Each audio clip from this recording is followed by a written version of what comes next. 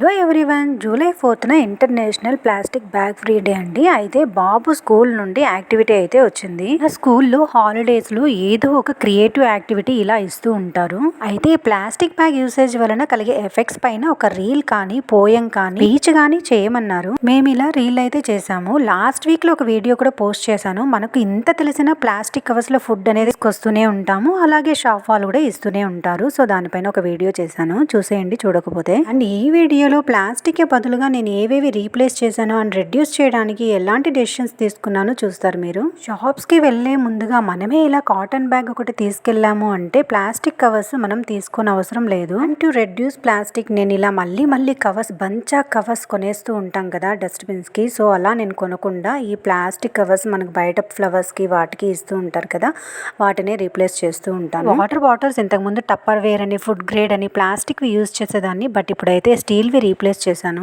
And recent గా నా దగ్గర ఉన్న ప్లాస్టిక్ కార్డ్స్ వ్యాలెట్ ని తీసేసి ఇలా స్టీల్ వ్యాలెట్ ని అయితే నేను రీప్లేస్ చేసుకున్నాను. And this is very important అండి. మనం అందరం ఈ మధ్య కాలంలో చూస్తూ ఉన్నాము, పిల్లల్ని అట్రాక్ట్ చేయడానికి స్నాక్స్ ప్యాకెట్స్ లో చిన్న టాయ్స్ అయితే ప్లాస్టిక్ వి పెట్టేస్తూ ఉన్నారు. ఇది ఎంత కరెక్ట్ అనేది ప్యాక్ చేసిన వాళ్ళు థింక్ చేయాలి, అలాగే మనం తీసి పిల్లలకి ఇచ్చే వాళ్ళం మనం కూడా థింక్ చేయాల్సి ఉంటుంది. సో మనం అందరం ప్లాస్టిక్ ని రీప్లేస్ చేద్దాం. Thank you for watching. Please like, share and subscribe.